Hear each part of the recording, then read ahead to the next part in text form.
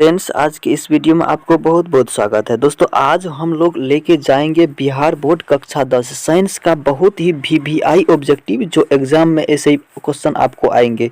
तो प्लीज़ आप इस वीडियो को अंत तक ज़रूर देखिए और नीचे चैनल को ऐसे ही वीडियो के लिए सब्सक्राइब कर ले ताकि आपको नया नोटिफिकेशन जल्द से जल्द मिल सके। तो चलिए दोस्तों, हम इस वीडियो को स्टार्ट करते हैं और ऑब्जेक्टिव की तरफ बढ़ते हैं।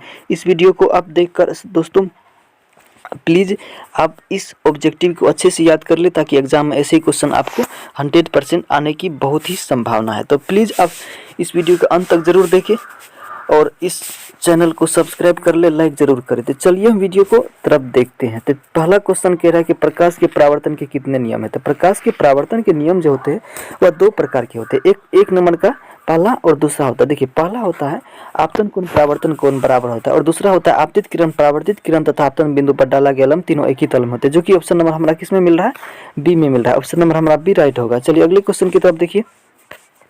आपका अगला क्वेश्चन कह रहा है कि वायु में गमन करती प्रकाश की किरण जल में तिरछी प्रवेश करती है। यह किस प्रकार से होगी।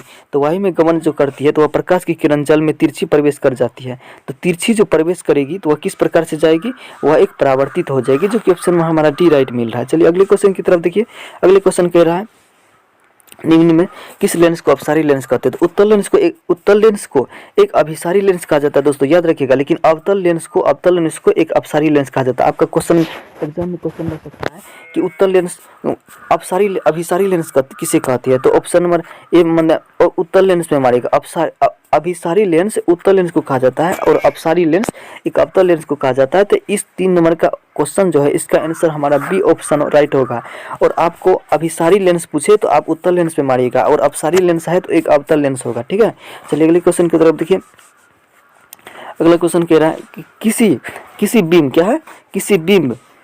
किसी बिंब का वास्तविक तथा समान साइज प्रतिबिंब बनाने के लिए उत्तल लेंस को सामने कहाँ रखनी चाहिए। ठीक है, तो बनाने के लिए जो उत्तल लेंस को रखा जाता है वह लेंस के मुख्य फोकस पर रखा जाता है, तब इस टाइप का वास्तविक और समान साइज का प्रतिबिंब हमें प्राप्त होता है। चलिए अगले क्वेश्चन की तरफ बढ़िए।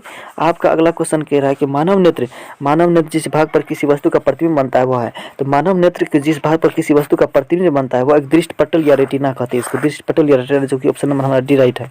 चलिए अगले क्वेश्चन की तरफ बढ़िए। अगले क्वेश्चन कह रहा है कि किसी माध्यम का अपवर्तनांक म्यू का मान होता है। तो किसी माध्यम का अपवर्तनांक म्यू का मान होता है वह sine I by sine R के बराबर होता है। क्या, sine I by sine R के बराबर, जो कि ऑप्शन नंबर किस में मिल रहा है। देखिए ऑप्शन नंबर हमारा ए राइट मिल रहा है, जो कि ऑप्शन नंबर हमारा ए राइट होगा। चलिए अगले क्वेश्चन की तरफ देखिए।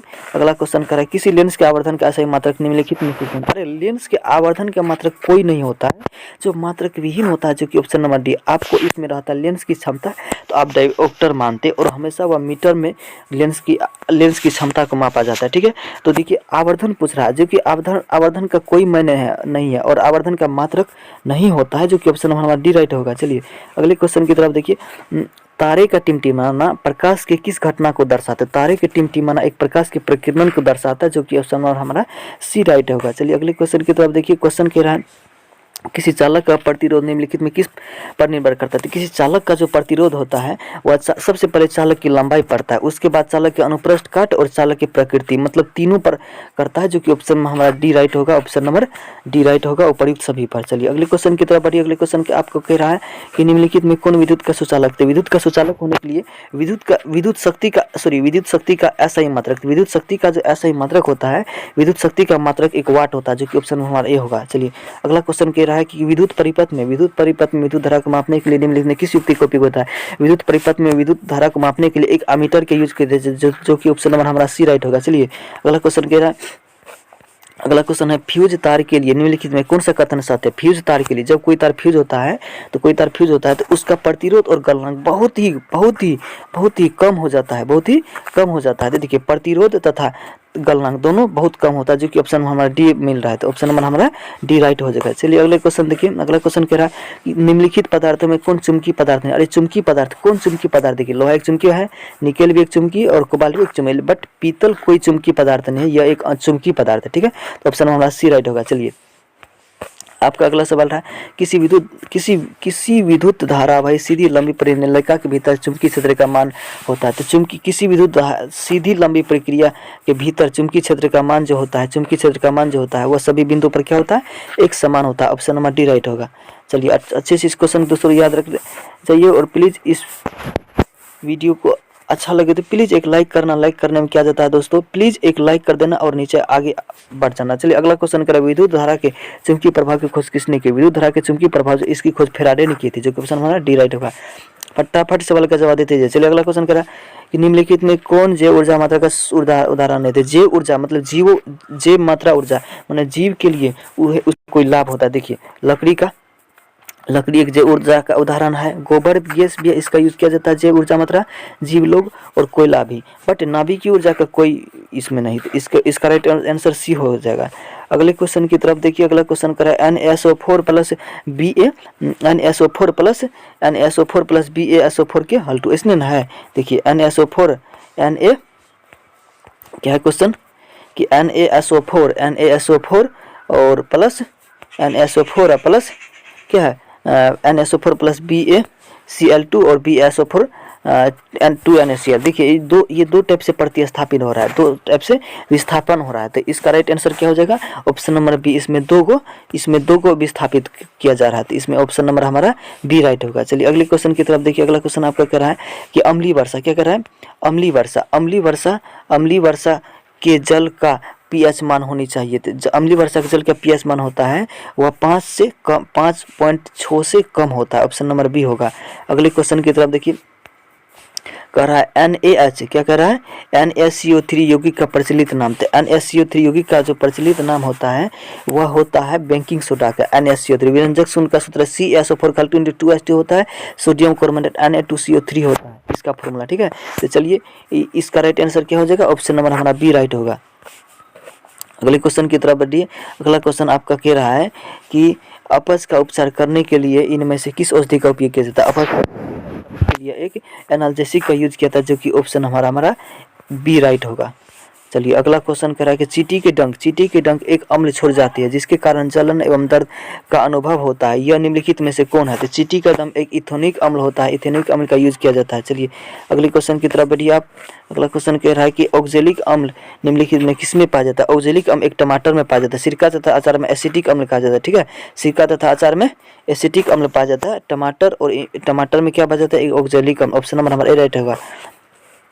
CaSO4 × 1/2 H2O निम्नलिखित में किस यौगिक का रासायनिक सूत्र है? अरे ये तो प्लास्टर और पेरिस का फॉर्मूला है। प्लास्टर और पेरिस का संगमरमर का होता है CaCO3, संगमरमर का CaCO3। आप ये भी क्वेश्चन याद करते चलिए। चलिए अगले क्वेश्चन की तरफ देखिए दोस्तों। निम्नलिखित में कौन सी धातु कमरे के ताप पर तरल अवस्था में पाया जाता है? तरल अवस्था में पाए जाने वाले तत्व का नाम है पारा। ये पारा है, ये तरल अवस्था में पाया जाता है, ये पानी में नहीं तरता है, ठीक है। आपका अगला क्वेश्चन कह रहा है नाइट्रोजन, क्या कह रहा है? नाइट्रोजन के दो परमाणुओं के बीच कितने आबंध होते हैं? इसके बीच 2 आबंध होते हैं, जो कि ऑप्शन हमारा बी राइट होगा। चलिए क्वेश्चन क्या है अगला? निम्नलिखित में से क्या कह रहा है? निम्नलिखित में से कौन विद्युत का सुचालक है? तो विद्युत का सुचालक होने के लिए ग्रेफाइट, जिसको पेंसिल कहते हैं, पेंसिल से जो हम लोग लिखते हैं ऐसे तो उसमें जो ब्लैक कलर का जो दिखाई पड़ता है उसे ही कहते हैं ग्रेफाइट, जो एक विद्युत का सुचालक होता है दोस्तों, याद रखिएगा।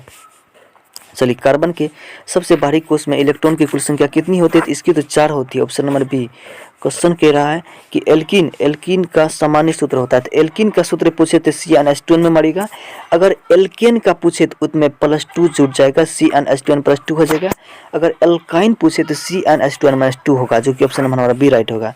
चलिए अगले क्वेश्चन की तरफ। अगले क्वेश्चन कह रहा है कि सामान्य आणविक सूत्र लेकिन विभिन्न संरचना वाले यौगिक निम्नलिखित में से कौन क्या कहलाते हैं? एक सजातीय श्रेणी। ऑप्शन नंबर बी राइट होगा। अगले क्वेश्चन की तरफ। अगले क्वेश्चन कह रहा है कि मेंडलीव के आवर्त नियम के अनुसार तत्वों के गुणधर्म क्या होते हैं? आवर्त फलन एक परमाणु द्रव्यमान के एक बराबर होते हैं, जो कि ऑप्शन नंबर बी होगा। चलिए अगले क्वेश्चन की तरफ बढ़िए। अगले क्वेश्चन कह रहा है आधुनिक आवर्त सारणी में उदक स्तंभ निम्नलिखित में क्या कहलाते हैं? उदक स्तंभ एक आवर्त कहलाते। क्या आवर्त? Option number A. कह रहा है अम्लराज में सांद्र HCl एवं HNO3 का अनुपात निम्नलिखित में से कौन है। तो अम्लराज और ये जो होता है ऑप्शन नंबर हमारा डी 3:1 में बढ़ता है। ठीक है, अगला क्वेश्चन कह रहा है कि हरे पौधे क्या कहलाते हैं। हरे पौधे एक स्वपोषी कहलाते हैं। क्या हरे पौधे एक स्वपोषी कहलाते हैं दोस्तों। वह एक परजीवी दूसरे पर आश्रित नहीं है, तो मृतजीव वो मरा हुआ जीव नहीं है, सजीव है ना, इसलिए स्वपोषी। ऊपर सब ये गलत होगा, ऑप्शन नंबर ए होगा। चलिए अगले क्वेश्चन देखिए। अगले क्वेश्चन कह रहा है कि छोटी आंत में पाए जाने वाले रसायन तो क्या कार्य। अगले रसायन का जो कार्य होता है एक पाचन की क्रिया होती है। छोटी आंत क्या एक पाचन की क्रिया होती है भोजन को। चलिए अगला क्वेश्चन कह रहा है कि क्रेस चक्र की क्रिया कहाँ होती है। क्रेस चक्र की क्रिया होती है कोशिका में, ऑप्शन नंबर सी राइट होगा। चलिए अगला क्वेश्चन आपको कह रहा है कि पादप क्या कह रहा है। पादप में अनुक्षी श्वसन क्या अंतिम उत्पाद है। तो पादप में अनुक्षी श्वसन के लिए उत्पाद के लिए एक होता है एक अमीनो अम्ल। क्या अमीनो अम्ल, ऑप्शन नंबर हमारा ए राइट होगा। चलिए अगला क्वेश्चन आपका कह रहा है पौधे में क्या कह रहा है। पौधे में जल परिवहन का किसके द्वारा होता है। तो पौधे में जल परिवहन होता है एक जाइलम प्लस एक फ्लोएम, यानी दोनों के द्वारा, जो कि ऑप्शन नंबर हमारा सी मिल रहा है, ए एवं बी दोनों। अगला क्वेश्चन आपका क्या। अगला क्वेश्चन कह रहा है कि खुला परिसंचरण तंत्र किसमें पाया जाता है। खुला परिसंचरण तंत्र जो पाया जाता है एक तितली में पाया जाता है, जो कि ऑप्शन हमारा डी राइट होगा। अगला क्वेश्चन क्या कर अगला क्वेश्चन कह रहा है इनमें से कौन पादप उत्सर्जी पदार्थ नहीं है। कौन पादप उत्सर्जी पदार्थ नहीं है। तो पादप उत्सर्जी पदार्थ होने एक स्टार्च है, जो कि ऑप्शन नंबर हमारा डी होगा। अगला क्वेश्चन आपका अंतिम क्वेश्चन, इनमें कौन एमिनो अम्ल के विखंडन से बनता है। एमिनो अम्ल के विखंडन से बनने वाले एक अमोनिया होता है NH3। NH3 जो होता है ये अमोनिया का सूत्र है। CO2 ये कार्बन डाइऑक्साइड का सूत्र है। CO ये कार्बन का सूत्र है दोस्तों। तो चलिए बस आज की इस वीडियो में इतना ही दोस्तों। आपको हमारी वीडियो कैसी लगी प्लीज़ इस वीडियो को एक लाइक ज़रूर करते जाए और नीचे चैनल को सब्सक्राइब कर लें। प्लीज़ इस वीडियो को आपको लाइक करने में क्या जाता है, प्लीज़ इस वीडियो में एक लाइक बनता है। क्या आपको दोस्तों एक लाइक बनता है और सब्सक्राइब बनता है। प्लीज़ इसको लाइक और सब्सक्राइब करके जाए ताकि ऐसी वीडियो हम आपको देते रहे। ठीक है दोस्तों, प्लीज़ लाइक करके जाए। धन्यवाद।